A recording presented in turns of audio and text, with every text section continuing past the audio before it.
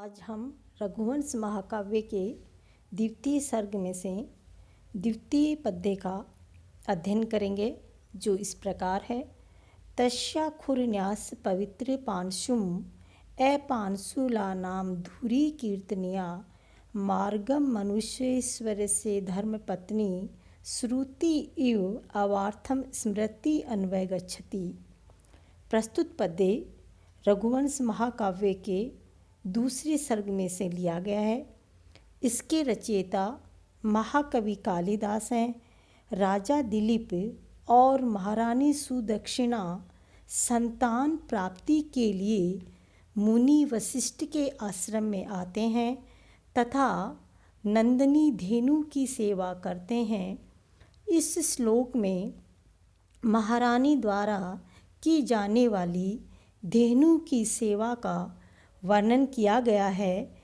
अपांशुला नाम पतिव्रताओं में धुरी अग्रगण्य कीर्तनिया गणनीय मनुष्येश्वर धर्मपत्नी श्री राजा दिलीप की भार्या धर्मपत्नी सुदक्षिणा के द्वारा तस्या उस नंदिनी के खुरन्यास पवित्र पांशुम खुर रखने के कारण पवित्र हुए धूलि से युक्त मार्गम स्मृते, जिस प्रकार से मार्ग पर स्मृते श्रुते अर्थम इव अन्वय गच्छति। श्रुति जो वेद हैं उसके अर्थ का अनुसरण करती हैं। स्मृतियाँ उसी प्रकार से जो पतिव्रताओं में श्रेष्ठ महारानी सुदक्षिणा है, वो नंदिनी के चरणों से पवित्र धूलि वाले मार्ग पर चलने लगी। अर्थात इसमें कवि कहते हैं कि जिस प्रकार से मनुस्मृति आदि स्मृतियाँ वेदों के अर्थ का अनुसरण करती हैं, उसी प्रकार से पतिव्रताओं में श्रेष्ठ वह महारानी सुदक्षिणा भी नंदिनी के चरणों से स्पर्श पवित्र धूलि वाले मार्ग पर चलने लगी, अर्थात नंदिनी का अनुसरण करने लगी। यहाँ नंदिनी के पीछे पीछे चलने वाली सुदक्षिणा को स्मृति के समान बताया गया है, जो सदा ही श्रुति का अर्थात वेदों का अनुसरण करती है। इसका तात्पर्य यह है कि स्मृतियों में वेदों के अर्थ का पूर्ण समर्थन और विरोध का नितांत अभाव होता है।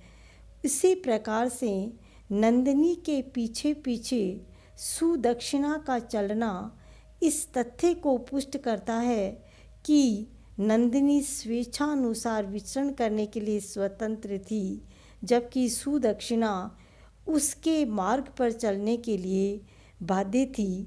इसी का वर्णन इसमें किया गया है। अगला जो तीसरा पद्य है वो इस प्रकार है।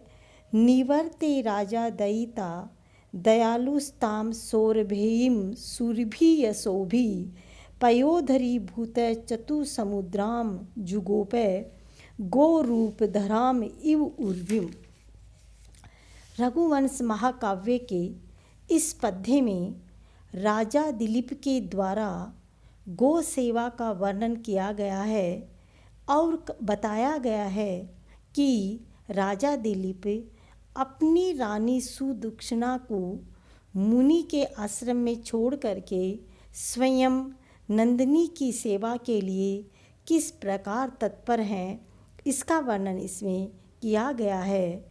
दयालु, कृपालु, यशोभी, यशस्वी, सुरभि, मनोहर, मनोज्ञ राजा दयिताम, वह राजा दिलीप ने दयिताम अपनी पत्नी सुदक्षिणा को निवर्ते यानी वहीं से लौटा करके पयोधरी भूत चतुसमुद्राम, पयोधर बने हुए चारु समुद्रों से युक्त गो रूप धराम इव, गो का रूप धारण करने वाली ऊर्विम इव, पृथ्वी के समान ताम उस सौरभेयम जुगोपय, उस नंदिनी की जुगोपय यानी रक्षा करने लगे। अर्थात राजा दिलीप कृपालु तथा यशस्वी सम्राट हैं और वो अपनी पत्नी को वहीं से आश्रम के पास से ही वापस लौटा देते हैं, क्योंकि जंगल में नंदिनी की रक्षा के लिए और उसकी सेवा शुश्रूषा के लिए राजा दिलीप अकेले ही नंदिनी के साथ जंगल में जाते हैं।